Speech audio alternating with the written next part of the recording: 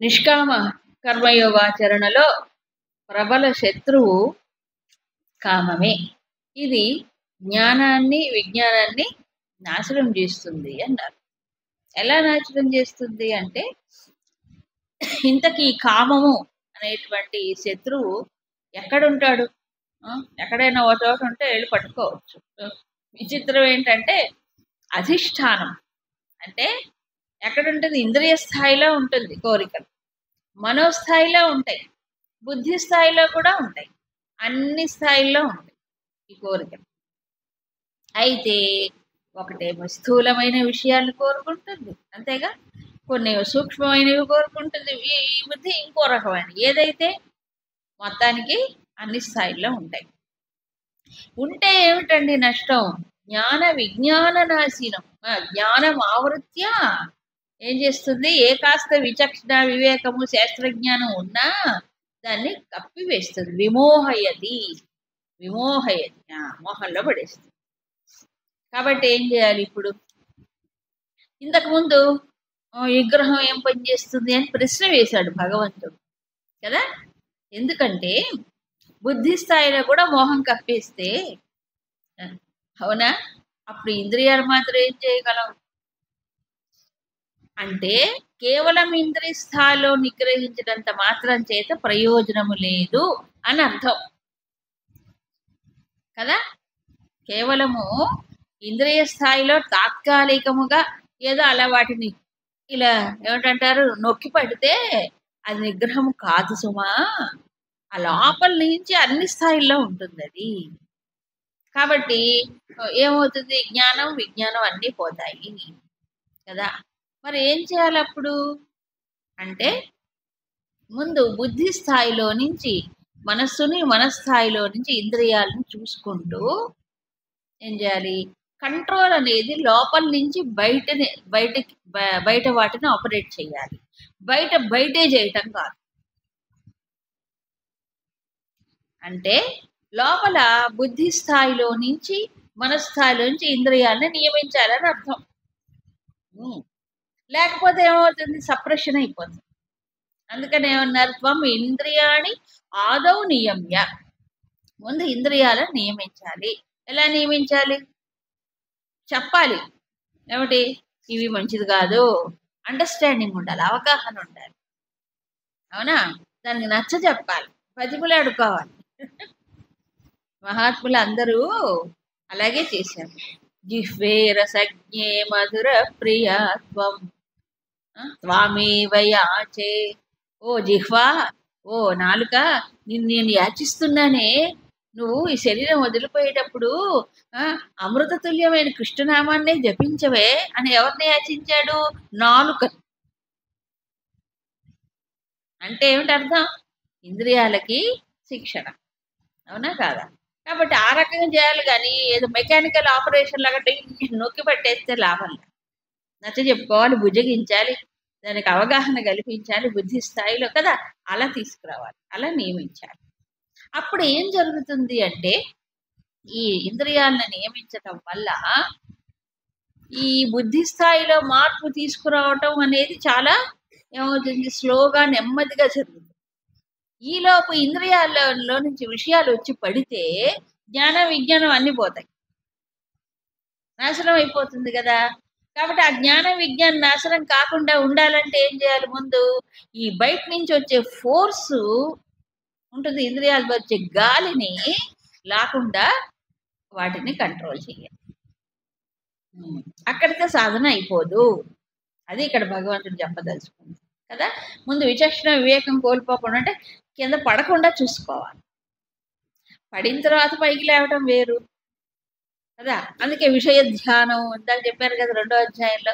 విషయ ధ్యానం వల్ల సంఘం వల్ల కామం వల్ల క్రోధం ఇవన్నీ అయిపోయి బుద్ధి నాశనం అయిపోతుంది.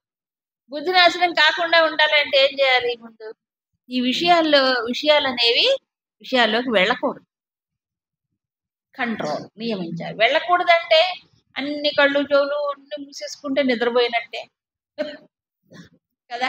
మరి ఏం చేయాలి? ఉపయోగించుకోవాలి. నియమించటం అంటే అవసరమైనంత వరకు, అవసరమైన విషయాలలో ఇంద్రియాలు ప్రవర్తించాలి. అనవసరమైన విషయాల్లోకి అనవసరంగా పోవు. ఇది సంయమనం. అవునా? సరే, ఇప్పుడు ఎలా చెయ్యాలి అని అంటే వీటికి ఒక ఇది ఉంది, మనందరికీ తెలిసిందే. నిన్న మనం చెప్పుకున్నాం, ఇంద్రియాల కంటే ఎవరు ఎక్కువ? మనస్సు ఎక్కువ. కానీ ఇంద్రియాలు విషయాల కంటే ఎక్కువ. విషయాలు బయట నుంచి లోపలికి వస్తున్నాయి ఇంద్రియాల ద్వారా. అవునా? వస్తున్నాయి. ఏమనుకుంటున్నాడు జీవుడు? అమ్మో అవి చాలా పవర్ఫుల్, ఏమిటి విషయాలు, అవి నన్ను లాగేస్తున్నాయి అంటాడు. కాదు నాయనా, విషయాలు పవర్ఫుల్ కాదు. మరేమిటి? నీ ఇంద్రియాలు శక్తివంతమైన వాటికంటే. ఇంద్రియాలు శక్తివంతమైనవి, సూక్ష్మమైనవి, ప్లస్ లోపలున్నాయి. విషయాలు బయట ఉన్నాయి. నువ్వు బయట వాటిని నిరోధిస్తావా, లోపల వాటిని నియమిస్తావా? మన చేతిలో ఉన్నదాన్ని మనం నియమించుకోవచ్చు, కానీ బయట విషయాల్ని లేకుండా చేయగలమా? ఎక్కడికి పోయినా శబ్దస్పర్శ రూపరసగంధాలు ఉంటూనే ఉంటాయి ప్రపంచంలో. వద్దొద్దంటే లేకుండా ఉండవు. అవునా? నేను సాధన చేస్తున్నాను, నాకు సాధన అనుకూలమైనవే ఉండాలి ప్రపంచంలో అంటే ఎక్కడా సాధ్యం. కొంతవరకు మనం ఒక వాతావరణాన్ని క్రియేట్ చేసుకోవచ్చు, కానీ ఎప్పుడు అన్ని వేళలా అది సాధ్యం కాదు. కాబట్టి సూక్ష్మమైనటువంటి ఇంద్రియ శక్తులని గమనించుకొని వీటిని ఏం చేయాలి? శక్తుల్ని రక్షించుకోవాలి అని చెప్పారు. ఇంద్రియాల కంటే మనస్సు ఎక్కువ, అది కూడా చెప్పుకున్నాం. ఎందుకు? ఒక్కో ఇంద్రియం ఒక్కొక్క పని చేస్తుంటే మనస్సు అన్నిటినీ కూడా తీసుకుంటుంది, అన్నిటినీ రిసీవ్ చేసుకుంటుంది, అన్నిటికీ ఏం చేస్తుంది? మనస్సే నడిపిస్తుంది ఇంద్రియాలు. కాబట్టి ఎక్కువే, మనస్సు ఎక్కువ ఇంద్రియాల కంటే. కాబట్టి మనస్సు ద్వారా ఇంద్రియాలని సంయమించాలి. అంతేగా? అంతే కదా? ఎవరైతే ఎక్కువ అధికారం ఉంటుందో వాళ్ళు దాని కింద స్థాయిలో వాళ్ళని కంట్రోల్ చేయాలి. అవునా కాదా? అంతే. మనస్సుకు వేగం ఎక్కువ, శక్తి ఎక్కువ, అన్నిటినీ కలుపుకొని పోయేది మనసు. మరి మనస్సే మరి వేగంగా వెళ్ళిపోతే ఏం చేయాలి? అది వెళ్ళిపోకుండా, ఇంద్రియాల వైపు వెళ్ళిపోకుండా బుద్ధి అనేది ఉంది కదా మనస్సు కంటే ఎక్కువైనది. ఏమిటి బుద్ధి? మెయిన్ డిఫరెన్స్ ఏంటంటే మనస్సుకి బుద్ధికి సంకల్ప వికల్పాత్మక, నిశ్చయాత్మిక అని చెప్పారు. కానీ మనస్సు ఎప్పుడు ఇంద్రియాల యొక్క సమాచారం ఏదైతే ఉంటుందో వాటిల్లోకే వెళ్ళిపోతుంది మనస్సు. బుద్ధి ఇంద్రియాలు తెచ్చిన విషయాల్ని మనస్సు ద్వారా స్వీకరించిన దాన్ని అక్కడికే లిమిట్ కాదు. బుద్ధి ఇంకా ఆ పరిధిని దాటి ఆలోచిస్తుంది. కొత్త కొత్త విషయాల్లో కూడా చొచ్చుకుపోతుంది బుద్ధి. అవునా? ఇంతకు ముందు లేనివి కూడా ఊహించుకోగలదు కొంతవరకు. ఆ పరిశోధించుకుంటుంది, పరిశీలిస్తుంది. ఏది ఎక్కువ లాభమా అని, ఏది నష్టమా, ఏది ప్రయోజనమా కదా, ఇలాంటివన్నీ ఊహించి చెప్పేది ఎవరు? నిర్ణయించేది బుద్ధే కదా. దానికి అసూక్ష్మమైనటువంటి శక్తి ఉన్నది. ఇప్పుడు సైంటిస్టులు ఎన్నో ఇన్వెన్షన్స్ చేస్తున్నారు. ఎలా చేస్తారు? మనసుతో చేయట్లే, వాళ్ళు ఎవరు? బుద్ధి స్థాయిలో చేస్తున్నారు. అవునా? తెలియనివెన్నో వాళ్ళు కనిపెడుతున్నారు. అవునా? తెలిసిన వాటిల్లోకి పరిగెట్టడం గొప్పే ఉంది. అవునా కదా? కాబట్టి తెలియనిది ఏదో తెలుసుకోగలగాలి, అది జ్ఞానం. ఇప్పుడు ఇక్కడ ఆ విషయమే చెప్తున్నాడు. మనస్సుకి అందదు, బుద్ధి ఒకటి ఉంది కదా. ఆ బుద్ధిని ఉపయోగించుకొని ముందు వీటన్నిటినీ సంయమిస్తే, ఏది? బుద్ధి ద్వారా మనసు, మనసు ద్వారా ఇంద్రియాలు చేసిన తర్వాత ఈ బుద్ధి కంటే ఎక్కువ ఎవరండి? సహా. సహా అంటే ఎవరు? పరమాత్మ. ఎందుకు అంటే బుద్ధికి కూడా పరమాత్మ ద్రష్టగా ఉంటాడు. ఒకదానికొకటి ద్రష్ట దృశ్యం అనే సంబంధం ఉంది. దృగ్దృశ్య వివేకాన్ని శంకరాచార్యులు ఒక గ్రంథాన్ని రచించారు. ఇంద్రియ విషయాలు దృశ్యమైతే ఇంద్రియాలు ద్రష్ట, అంతే కదా. మరి ఇంద్రియాలు ఎటుపోతున్నాయి, ఏం చేస్తున్నాయి అని చూసేది ఎవరు? మనస్సు. సో మనస్సు ద్రష్ట అయితే ఇంద్రియాలు దృశ్యం. అవునా? బుద్ధి ద్రష్ట అయితే మనస్సు దృశ్యం. ఇప్పుడు బుద్ధి కూడా దృశ్యమే. ఎందుకు? నాకు తెలుస్తుంది బుద్ధిలో ఏం ఆలోచన వస్తుంది, ఏం నిర్ణయం తీసుకుంటున్నాను తెలియట్లా. సో బుద్ధి కూడా దృశ్యమే. ఓ బుద్ధిని చూసేది ఎవరు? సహా పరమాత్మ కదా. సో ఇది ఒకదానికొకటి కూడా సూక్ష్మం. ఇప్పుడు ఏం చెయ్యాలి ఈ శ్లోకంలో చెప్తున్నారు. ఏవం బుద్ధే పరం బుద్ధ్వా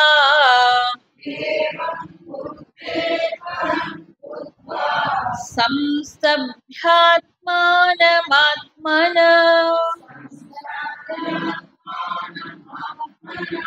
జహి శత్రుం మహాబాహో కామరూపం దురాసదం. ఏవం బుద్ధేః పరం బుద్ధ, ఈ ప్రకారంగా బుద్ధి కంటే పరమమైనటువంటిది ఆత్మ, సహా పరమాత్మ అని బుద్ధ్వా తెలుసుకుని ఏం చేయాలి? ఆత్మన ఆత్మానం సంస్తభ్య, ఆత్మన ఆత్మానం సంస్తభ్య. ఈ ఆత్మ అనే పదము భగవద్గీతలో ఒక్కో సందర్భంలో ఒక అర్థంలో చెప్పుకోబడుతుంది. ఆత్మ అంటే ప్రతి చోట పరమాత్మ లేకపోతే ఈ ఆత్మ అని కాదు. కొన్ని చోట్ల జీవాత్మ అంటాడు, కొంచెం మనస్సు కూడా ఆత్మే అవుతుంది, ఒక్కోసారి బుద్ధి కూడా ఆత్మే అవుతుంది. అవునా? అందుకని ఆత్మన ఆత్మానం సంస్తభ్య అంటే నిన్ను నీవే సంస్తభ్య అంటే బాగా నిలబెట్టుకొని వాటికి దాసుడు కాకుండా వాటి వెంట పరిగెత్తకుండా పరుగులు ఆపివేసి. అయితే ఆత్మనంటే ఏ ఆత్మతో ఏ ఆత్మని నిలబెట్టాలి? నిన్ను నీవే అంటే ఏ నేనుతో ఏ నేను నిలబెట్టాలి అని ఇక్కడ. ఎందుకంటే ఈ తాదాత్మ్యము ఇంద్రియాలని నేనే అంటాడు, మనస్సుని నేనే అంటాడు, బుద్ధిని నేనే అంటాడు కదా. కాబట్టి ఇక్కడ శంకరులు చెప్పారు, సంస్కృతేన మనసా సమాధాయ స్వేన ఏవ. అంటే ఇప్పుడు మనస్సు ఉంది, సాధారణంగా మనస్సు లక్షణం ఏంటి? ఇంద్రియ విషయాల అంటే పోతుంది, ఇంద్రియాల విషయాల్లోనే ఉంటుంది. దీన్ని ఏం చేయాలి? సంస్కరించబడిన మనస్సుతో ఈ మనస్సు నిలపాలి.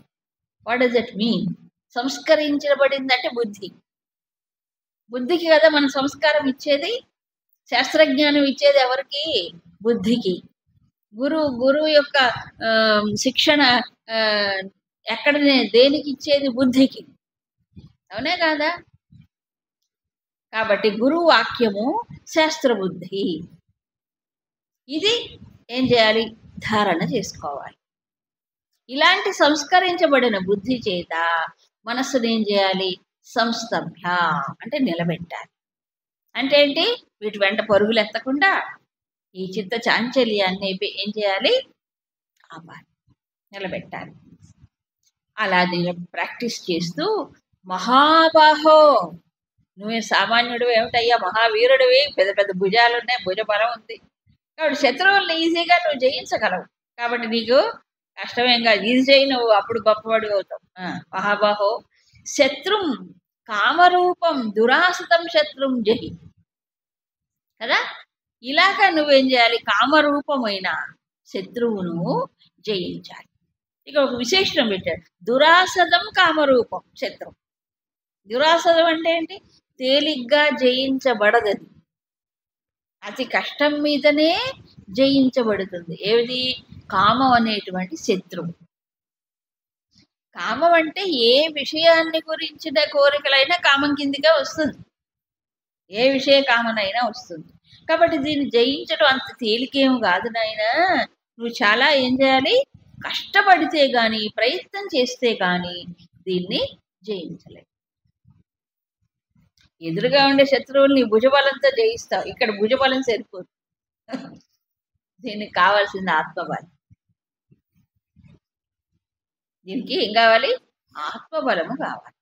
ఆత్మబలం అంటే ఏంటి? ఈ బుద్ధిని ఏం చేయాలి? బుద్ధే వంకర పోతే అని కొంతమంది డౌట్, అందుకు బుద్ధికి శిక్షణ కావాలి. బుద్ధికి ఏం కావాలి ఇప్పుడు? శిక్షణ. అందుకే శాస్త్రం, శ్రవణం, మననం, స్వాధ్యాయనం, నిధిధ్యాసనం ఇవన్నీ కదా అభ్యాసాలు. గురువు యొక్క శిక్షణ కావాలి. దీనివల్ల అదేమవుతుంది? సంస్కరించబడుతుంది. అప్పుడు ఆ బుద్ధి ఏమవుతుంది? విచక్షణతో, వివేకంతో ఎప్పుడు మేల్కొని ఉంటుంది. బుద్ధి జాగరూకమై ఉంటుంది. అలాంటి బుద్ధితో ఏం చేయాలి? ఈ పరుగులన్నిటినీ ఆపివేసి అప్పుడు అదేమో నిలబడిన తర్వాత అప్పుడు వీటన్నిటికీ అతీతమైనటువంటి ద్రష్ట ఎవరు? ఆత్మలో నిలపాలి. అంతే తప్ప ఇవేమి పరుగులు ఆపకుండా ఎలా నిలుపుతారు? ఆత్మ వైపు ఎలా దృష్టి మళ్ళిస్తారు? ఇటు పరిగెడితే ఉంటే ఇటు మళ్ళేది ఎప్పుడు, నిలిచేది ఎప్పుడు? అవునా? సో ఆత్మ వైపు దృష్టి మళ్ళించి చింతనో ఆత్మచింతన అధ్యాత్మ చేతస్ అన్నారే, అది కావాలంటే ముందు ఏం చేయాలి? పరుగులన్నీ ఆపొద్దా? ఆపాలి కదా. సో దేంతో ఏది చేయాలి చెప్పాడు. సో విషయాల్లోకి కంటే ఇంద్రియాలు ఎక్కువ, వాటి శక్తిని వృధా చేసుకోకూడదు అనేటువంటిదైనా ఉండాలి. ఈ ఇంద్రియాల ద్వారా ఎంత శక్తి వృధా అయిపోతుంది ప్రతి క్షణం అది గుర్తించాలి కదా. కాబట్టి ఇంద్రియాలు ఉన్నవి ఉపయోగించుకోవడానికి కానీ వృధా చేసుకోకూడదు ఇంద్రియ శక్తిని. అలా చేసుకోకుండా ఉంటే సంయమనం వల్ల ఏమవుతుంది? లోపల శక్తి పెరుగుతుంది. ఇంద్రియాల ద్వారా వెళ్ళేది మనస్సే కదా. సో మానసిక శక్తి వృధా కాకుండా ఉండాలంటే గుర్తించి సంయమించాలి. అలా మనస్సు ఎలా? బుద్ధి ద్వారా చెయ్యాలి. సో ఈ ప్రకారంగా చేస్తూనే ఉండాలి. ఎప్పుడు చేయాలండి ఇదంతా? ఎప్పుడు చేస్తూనే ఉండాలి. మనస్సు, బుద్ధి, ఇంద్రియములు మేల్కొన్నంత కాలం, విషయ ప్రపంచంలో సంచరిస్తున్నంత కాలం. అందుకని ఏం చేయాలి? అన్నిటికంటే అతీతమైన ఆత్మస్థాయిలో నిలిచే వీటన్నిటిని కంట్రోల్ చేయొచ్చు. లేకపోతే సాధ్యం కాదు. కంప్లీట్గా జయించడం సాధ్యం కాదు. సో పూర్తిగా కామ విజయం సాధించాలంటే ఏం చేయాలి? బుద్ధి కంటే పరమైనది ఒకటి ఉంది. మన బుద్ధే ప్రమాణం కాదండి. ఈ బుద్ధి కూడా ఒక్కోసారి ఏమవుతుంది? చంచలం అయిపోవచ్చు. అవునా? అందుకని మనకి 2వ అధ్యాయంలో చెప్పాడు చూసారు, రసవర్జ్యం రసోప్యస్య పరం దృష్ట్వా నివర్తతే. పరం అంటే ఎవరు? ఈ పరమాత్మ. అప్పుడు మాత్రం ఇవన్నీ పూర్తిగా వాసనాక్షయం అయిపోయి తొలగిపోతాయి. పూర్తిగా కంట్రోల్ అనేది అప్పుడు వస్తుంది. అందుకని ఎప్పుడు గురుదేవులు ఎలా చిత్రీకరిస్తారంటే, మనకి ఒక గాయం అయిందని పుండు అయితే ఆ పుండులోంచి రసి గారుతుంది. రసి అంటే తెలుసు కదా, చీవు. అలాగే ఈ కోరికలు అనేవి పుండు లాంటి వాటి అంతఃకరణం. దీంట్లోంచి రసి కారుతూనే ఉంటుంది. రసి కారుతున్నప్పుడు ఏం చేయాలి చెప్పండి? ఏం చేస్తారు? దానికి చేస్తారు. దాన్ని తుడి చేసి దానికి ఏదో మందు వేసి దానికి చేయాలక్కర్లేదు. కాబట్టి ఈ ఆత్మచింతన లేకపోతే ఆత్మ ఇదేంటి విచారణ అనేటువంటిది ఆ కోరికల్ని మాటికి పైకి రాకుండా దాని నుంచి ఈ ఏమంటారు నష్టం, బుద్ధి వివేకం నష్టం కాకుండా ఉండాలంటే అదొక్కటే. ఎందుకంటే ఇంద్రియ స్థాయిలో ఉంటుంది, మనోస్థాయిలో ఉంటుంది, బుద్ధి స్థాయిలో కూడా ఉంటుంది అన్నాడు కదా. ఇక మంది ఎక్కడేస్తాం? ఏ మంది వేయాలి? బుద్ధి స్థాయిలో కూడా ఉంటే పరమాత్మ బాంబు అంటే బాంబు కాదు, చింతన స్మరణ ఇదొక్కటే దీన్ని పూర్తిగా ఆపివేయగలరు కదా. ఇంకోటి లేదు. ఇంకెక్కడ పెట్టినా మళ్ళీ ఎక్కడికి వెళ్ళిపోతుంది అది? విషయాల్లో ఇంతకుముందు అనుభవాలైనా కావచ్చు, కొత్తవైనా రావచ్చు. అంతే కదా. విషయ సంపర్కం లేకుండా ఎప్పుడు ఉంటుంది చెప్పండి? ఉండదు, సాధ్యం కాదు. సో విషయ సంపర్కం నుంచి దీన్ని పూర్తిగా పోవాలి కదా. అది ప్రేరణలు రాకుండా ఉండాలంటే మార్గం ఇది ఒక్కటే, రైట్ రాయల్ పాత్, ఇంకోటి లేదు. ఇంకా ఏ మార్గాన్ని అనుసరించినా కృత్రిమమైన మార్గం అయిపోతుంది. ఇప్పుడు ధ్యానం, ఈ పరమాత్మను వదిలిపెట్టేసి శ్వాసను ధ్యానం చేశాడు అనుకోండి. అది అది వాయువు. శ్వాస అంటే వాయువు. అది ప్రాణమయ కోశానికి సంబంధించిన విషయం. అంతే కదా, అంతేగా. సో ప్రాణమయం మీద తీసుకెళ్లి మనసును పెడుతున్నాడు. బట్ దానిపైన ఇంకా బుద్ధి విజ్ఞానమై ఉంది, ఆనందమై ఉంది, తర్వాత ఆత్మ. ఈ మూడో కోశాన్ని తీసుకొచ్చి రెండో కోశంలో పెడుతున్నాడు. మనసును తీసుకెళ్లి ప్రాణమయంలో పెడుతున్నాడు. అంతే. కానీ ఇంకా దాటాలి కదా, అందుకు ఈ హైరార్కీ చెప్పాడు. పైనుంచి కిందికి రాకూడదు నాయన, కింది నుంచి పైకి పో. అంటే విషయాల్ని ఇంద్రియముల ద్వారా, ఇంద్రియములను సంయమించడం ద్వారా విషయాలు గాలి ఆపొచ్చు. ఇంద్రియాలని మనసు ద్వారా స్వాధీనం చేసుకోవాలి, మనస్సుని బుద్ధి ద్వారా కంట్రోల్ చేయాలి. బుద్ధిని ఏం చేయాలి? అక్కడే సేఫ్టీ, ఇంకెక్కడా లేదు. ఈ చక్కని విధానాన్ని తనని తాను ఎలా నిలుపుకోవాలి, సంస్తభ్యవాత్మన ఆత్మానం, ఇది ముఖ్యం. సంస్తభ్య అంటే శంకర్లు ఇక్కడ స్తంభనం అని కూడా చెప్పారు. స్తంభనం అంటే నిలిపేయాలి. దేన్ని? నీకు నువ్వే నిలుపుకోవాలి. ఇంకెవరు వచ్చి గురువు గారు నా మనసు ఎలా వెళ్ళిపోతుంది, మీరు కొంచెం నిలపరు. నువ్వు నిలుపుతా. నువ్వు ఇవ్వగలవా? మనసుని అర్పణ చేయడు. అది అర్పణ చేయడు, కానీ గురువు గారిని నెచ్చిమి చేయబెడితే అయిపోవాలి మనం. సో సంపూర్ణ శరణాగతి పొందితే ఆటోమేటిక్గా నిలుస్తుంది. అది శరణాగతి అంటే అహంను అక్కడ పడేయడమే. అది చేయలేడు కదా జీవుడు. చేయనప్పుడు ఎలా జరుగుతుంది? అందుకని ఇది ఒక రకంగా చెప్పాలంటే ఇన్నర్ డెవలప్మెంట్, ఇన్నర్ ఇంజనీరింగ్. కొత్త పదార్థం లోపల ఎలా తన్ని తాను దిద్దుకోవాలి, ఏ ఎక్విప్మెంట్, దాని యొక్క ప్రయోజనం ఏమిటి, ఎంత దాని పరిధి ఉంటుంది, ఏ రకంగా దాన్ని తాను దిద్దుకోవాలి. సో ఇప్పుడు నిష్కామ కర్మయోగం ఎందుకు? తన్ని తాను అంతఃకరణాన్ని శుద్ధి చేసుకుని ఆత్మతత్వాన్ని అందుకోవడానికే. సో దాంట్లో మొట్టమొదటి శత్రువు, ప్రబలమైన శత్రువు ఎవరంటే కామమే. ఇంద్రియ విషయంలో, మనోవృత్తిలో ఉంటుంది. దాన్ని ఎలా జయించడం అనేది ఇక్కడ చెప్పాడు విధానం. ఈ విధానాన్ని, టెక్నిక్ని ఇక్కడ భగవంతుడు చెప్పి దీన్ని ఇక్కడ ముగిస్తూ ఉన్నాడు. ఓం తత్సద్. ఇది శ్రీమద్భగవద్గీతాసు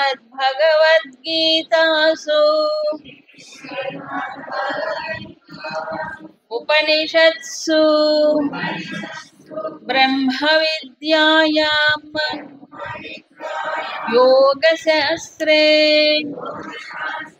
శ్రీకృష్ణార్జున సంవాదే కర్మయోగో నామ తృతీయోధ్యాయః. అథ చతుర్థోధ్యాయః. జ్ఞానకర్మ సన్యాసయోగః. శ్రీభగవానువాచ ఇమం వివస్వతే యోగం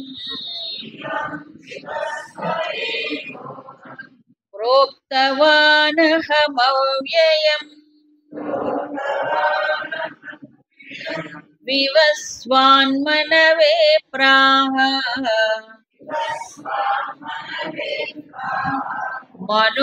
మనురిక్ష్వాకవే బ్రవీత్. ఏవం పరంపరా ప్రాప్తం ఇమం రాజర్షయో విదుః. సకాలే నేహ మహతా యోగో నష్టః పరం తప.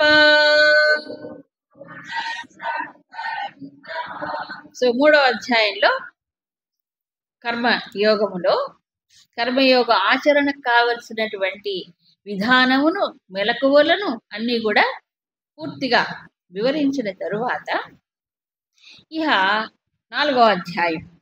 ఇక్కడ అధ్యాయాల విభజన కృష్ణుడు చేయలా, తర్వాత కాలంలో ఎవరో మహానుభావుడు దీంట్లో ఉండే విషయాన్ని బట్టి విభజన చేశారు.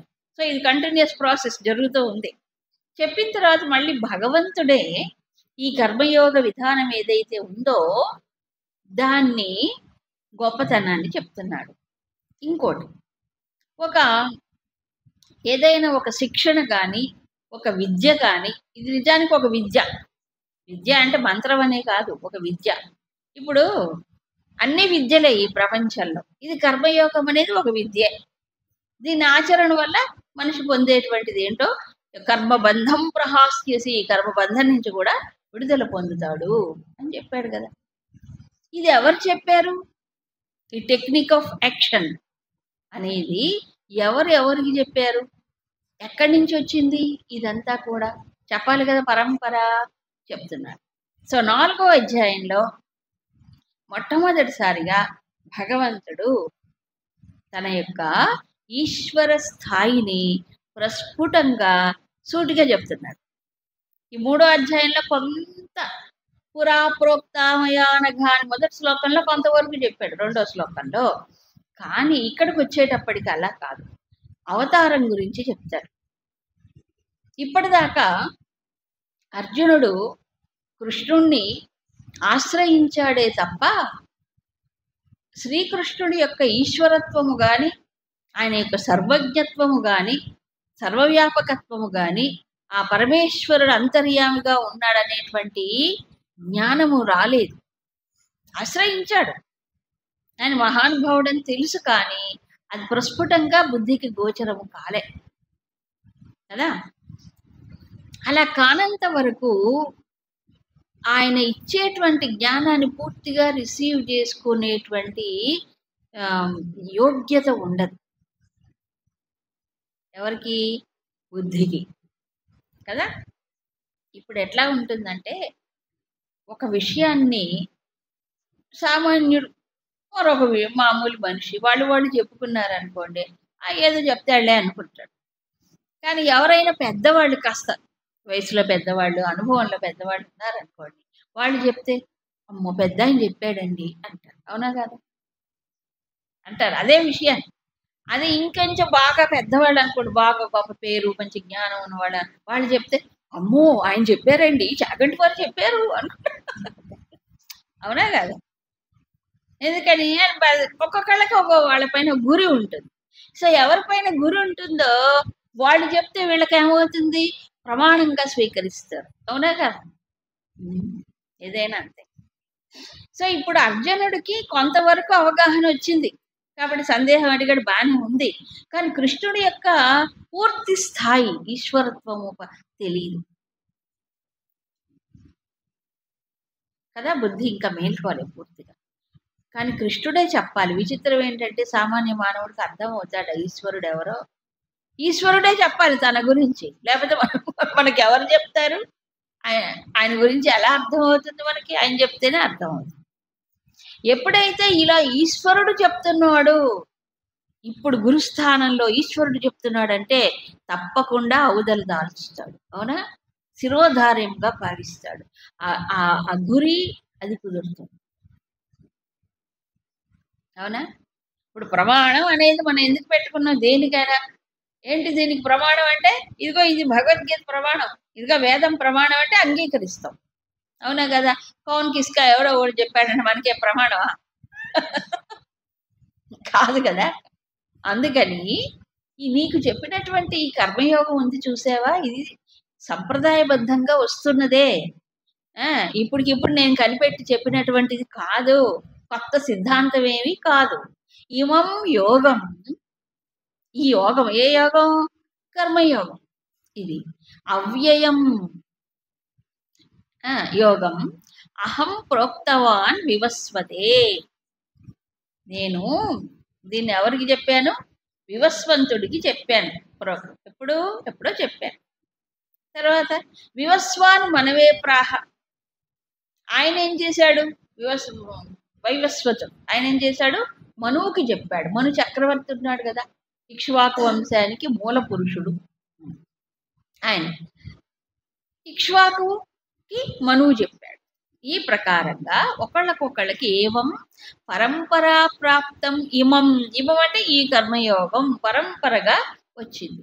నేను ఎవరికి? సూర్యుడికి చెప్తే, సూర్యుడు మనువుకి చెప్తే, మనువు ఇక్ష్వాకువు చెప్పాడు. ఇలా పరంపరగా ఈ వంశీయులందరికీ వచ్చింది, సూర్యవంశీయులందరికీ వచ్చింది, ప్రాప్తమైంది. వీళ్ళందరూ ఎవరు? రాజర్షయ. వట్టి రాజులుగా, రాజర్షులు. రాజుకి రాజర్షులకి తేడా ఉంది. రాజులు అంటే మామూలు రాజులే. రాజర్షులు అంటే రాజులుగా పరిపాలన చేస్తూ బాధ్యత వహిస్తూ ఋషులాంటి పవిత్ర జీవనం గడిపేవాడు, వాళ్ళు రాజర్షులు. అవునా? కాబట్టి ఇంకా కష్టమైంది నన్ను అడిగితే. బ్రహ్మర్షిత్వం హాయ్. ఎందుకంటే ఈ రాజ్యం, ఈ రాజ్యభారం అవసరమైంది. యుద్ధం కూడా చేయాలి కదా, చేయలే. వాళ్ళందరూ యుద్ధం కూడా చేశారు, తపస్సులు చేశారు, యుద్ధము చేశారు. ఇంత పెద్ద బాధ్యతలు నిర్వర్తిస్తూ కూడా వాళ్ళు దాంట్లో నిలిచారు. గొప్ప విషయం. ఈ కర్మయోగాన్ని రాజర్షులు తెలుసుకున్నారు. ఎవరి ద్వారా? నేనే చెప్పాను. అంటే మరి నువ్వు చెప్పడం ఏంటి కృష్ణ అనే సందేహం తర్వాత వస్తుంది. ఇప్పుడు కృష్ణుడు కావాలని ఈ విషయాన్ని చెప్పి అర్జునుడి యొక్క బుద్ధిలో ఒక ప్రశ్నను రేకెత్తింపజేస్తున్నాడు. ఆ ప్రశ్న అర్జునుడు వెయ్యాలి, అప్పుడు మళ్ళీ సమాధానం చెప్పాలి. ఇదే టిక్లింగ్ ద మైండ్, థింకింగ్ ని ప్రొవోక్ చేయటం అంటే ఇది. ఒక కొత్త విషయాన్ని కనుక చెప్తే బుద్ధి, ఆలోచన పరుడు ఏం చేస్తాడు? ఆలోచించి ప్రశ్నిస్తే అప్పుడు అసలు విషయాన్ని చెప్తాడు. ఇది గురువు చేయవలసినటువంటి, అవునా కాదా? అంతేగా డల్గా నువ్వు చెప్పుకోపా స్వామి మేము వింటాంలేగా, అలా కాదు. ఆలోచించేవాడై ఆలోచింప చెయ్యాలి. ఆలోచింప చేయాలంటే ఒకటి కొత్త కొత్త వాటిని మధ్య మధ్యలో చెప్తూ ఉండాలి, రెండు ప్రశ్నిస్తాడు. కృష్ణుడు కూడా 2-3 సార్లు ఇక్కడ మనం చూసాం ప్రశ్న రూపంలో చేశాడు. ఇప్పుడు పరంపరగా వచ్చినటువంటి ఈ యోగం ఏమైపోయింది? సహా కాలేన మహతా నష్ట పరంతప. సహయోగ, ఆ కర్మయోగము కాలేన అంటే కాలక్రమంలో గొప్ప నష్టాన్ని మరి పొందింది. అంటే నష్టమైపోయింది. నష్టమైపోయిందంటే లేకుండా పోయింది. ఈ యోగం అనేది లేకుండా పోయింది. కాబట్టి కృష్ణుడు ఏం చేశాడు? మళ్ళీ ఈ యోగాన్ని అర్జునుడి ద్వారా లోకానికి అందించాడు. అంటే పరంపరగా వస్తోంది. ఇక్ష్వాకు వంశీయులందరూ కూడా చేశారు. ద్వాపర యుగానికి వచ్చేటప్పటికి ఏమైపోయింది? మధ్యలో ఎక్కడో బ్రేక్ వచ్చేసి తెలియకుండా పోయింది. కాబట్టి భగవంతుడు ఏం చేశాడు? ఎప్పుడో నశించిపోయినటువంటి ఆ విద్యనే మళ్ళీ ఇప్పుడు భగవంతుడు చెప్తుంది. సో దీని అర్థం ఏంటంటే 3వ అధ్యాయంలోనే జనకాదయ చెప్పాడు. ఆస్థిత జనకాదయ. ఈ కర్మయోగం నేను నీ కొత్తగా చెప్పింది కాదు నాయన. జనకుడు మొదలైనటువంటి చక్రవర్తులు దీన్ని ఆచరించారు. లోక సంగ్రహం కోసం, లోకహితం కోసం చేశారు వాళ్ళు. కాబట్టి నువ్వు కూడా అది దృష్టిలో పెట్టుకొనైనా చెయ్యి ఈ ఆచరణ కర్మయోగం అని చెప్పాడా లేదా? మరి జనకుడు ఎప్పటివాడు? అక్కడ సూచనప్రాయంగా చెప్పాడు, ఇక్కడ స్పష్టంగా చెప్తున్నాడు. ఇది ఆచరింపబడి అనేక మంది రాజర్షుల చేత ఆచరింపబడి వాళ్ళు దానివల్ల ప్రయోజనం పొందారు. కాబట్టి నువ్వు కూడా హాయిగా ఆచరించవచ్చు అనే విషయం. కానీ ఈ శ్లోకంలో మహతా నష్ట అంటే ఏంటి? యోగము నశించిపోయింది, పూర్తిగా తెలియకుండా అయిపోయింది. ఎందుకు తెలియకుండా అయిపోయింది? ఏమి లేదు, మధ్యలో ఆచరించే వాళ్ళు లేకపోవడం చేత తెలియలే. ఏ సంప్రదాయమైనా, ఏ ఆచారమైనా పరంపరగా ఆచరిస్తూ ఉంటే ఒకళ్ళ నుంచి ఒకళ్ళకి వస్తుంది, తరము నుంచి ఇంకో తరం వస్తుంది. మధ్యలో ఆచరించడం ఆపేశారు అనుకోండి, ఎక్కడో ఒకచోట బ్రేక్ వచ్చింది, అప్పుడు తెలియదుగా. తర్వాత ఏమిటో మా తాతగారి కాళ్ళని చూస్తున్నా అండి, మా ఇంట్లో చెయ్యరండి, అయిపోయాయి వీడు చేయడు. అవునా కదా? వాళ్ళు చేస్తుంటే ఇది పరంపరగా వస్తుంటే, అవునండి మా చిన్నప్పుడు చూశాను, మా తాతగారు సంధ్యావందనం చేసేవారు. మా నాన్న అయితే ఎంతసేపో కూర్చొని గాయత్రి చేసేవాడు. చూస్తే కళ్ళతో ఓహో ఇదే ఆచరణ అని తెలుస్తుంది. ఎగ్జాంపుల్ చెప్తాను, అవునే కాదు. కాబట్టి చేసేవాడు లేకపోతే దాన్ని చూసేవాడు ఉన్నాడు, తర్వాత పూర్తిగా తెలియకుండా పోతుంది, కొంతకాలానికి పూర్తిగా పోతుంది. ఇప్పుడు జరిగింది అదే నష్టం, ఇప్పుడు జరిగింది అదే. కాబట్టి మహతా నష్ట కర్మయోగం ఎందుకు ఇలా మృగ్యమైపోయింది? కారణం ఏంటి అంటే దాన్ని చేసేవాడు ఆచరించేవాడు లేకపోవడం, అలా జరిగింది. కాబట్టి వీళ్ళందరూ ఎవరు? ఇప్పుడు కర్మయోగాన్ని ఆచరించిన వాళ్ళు రాజర్షులు. చాలా గొప్ప విషయం. అంటే ఇప్పుడు బ్రహ్మర్షులు అంటే వేరు, వాళ్ళు స్వతహాగా బ్రాహ్మణులయ్యి సత్వగుణ సంపన్నులయ్యి శాస్త్రాలు చదువుకొని వేదాధ్యయనం చేసి ఆ వైదిక మార్గము ఆ మార్గంలోనే ఉండేవాళ్ళు. సో వాళ్ళకి ఈజీ అయిపోతుంది ఈ ఆచరణ. కానీ రాజర్షులు రాజుగా ఉంటూ ఋషి జీవితాన్ని గడపడం అనేది చాలా ఛాలెంజింగ్, అవునా కాదా? ఎందుకంటే రాజు అనేటప్పుడు కొంత రజస్సు కావాలి. రజస్సు ఉండద్దా? ధర్మాచరణకి, ధర్మాన్ని నిలబెట్టడానికి, రక్షణకి కావాలి. ఇది చేస్తూనే కర్మయోగాన్ని ఆచరించమని అదేగా చెప్పాడు. నీవు యుద్ధం చేయి, కానీ జయాపజయాలు లాభ నష్టాలు సమీకృత్వ సమంగా చేస్తూ అధ్యాత్మ చేతస మై కర్మ సర్వాణి కర్మాణి సన్యస్య. ఇది ఏం తేలికండి కదా? కాబట్టి ఈ కష్టమైన పని చేస్తూనే నువ్వు శిక్షణ ఇచ్చుకోవాలి. అందుకని ఇది కలియుగంలో మానవుడి కోసం చెప్పాడు. ఏంటి ద్వాపరంలోనే అంతమైపోతే కలిలో ఎక్కడొస్తుంది?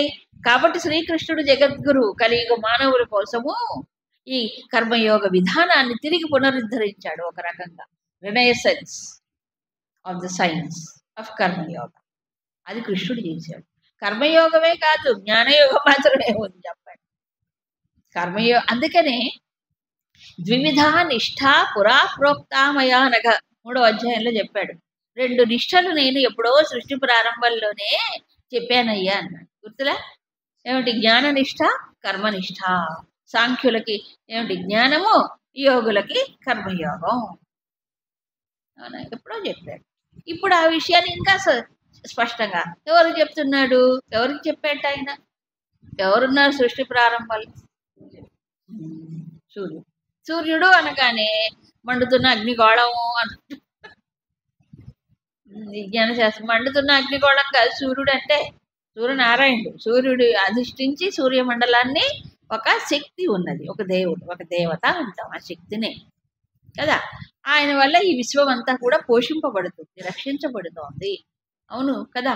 అందుకని మనం సూర్యదేవుణ్ణి ఆరాధించడం మన సంప్రదాయం కదా. ఆయన వెలుగునిస్తాడు బాహ్యంగా, ఆదిత్యుడి రూపంలో ప్రపంచానికి వెలుగునిస్తాడు, సృష్టికి. అంతర్గతంగా లోపల వెలుగునిస్తాడు. మన కంటికి అధిదేవత సూర్యుడే, అవునా? సో ఈ ప్రకారంగా చూస్తే సూర్య భగవానుడు ఎవరు? భగవంతుడి యొక్క సృష్టిలో ఒక అంశ, అవునా? ఈ లోకాన్ని పాలించి పోషించేవాడు ఆయన. అందుకని ఆయన ద్వారా విద్యను వ్యాపింపజేశాడు. ఇప్పుడు ఆంజనేయ స్వామి విద్యను ఎక్కడ నేర్చుకున్నాడు? సూర్యుడి ద్వారానే నేర్చుకున్నాడు. మరి ఆంజనేయ స్వామి త్రేతాయుగమేగా ఆంజనేయ స్వామి. మరి ఇక్ష్వాకు వంశీయులు అప్పటి వాళ్లే కదా వీళ్ళంతా. అందుకని మనువు మూలం. మనువు కంటే ముందు ఈయనున్నాడు, సూర్యుడు. సో ఆ రకంగా ఈ విద్యని చక్కగా పరంపరగా వచ్చింది. దీన్ని ఆచరించే వాళ్ళు మధ్యలో లేకపోవటం చేత ఇది నష్టమైపోయింది నాయన.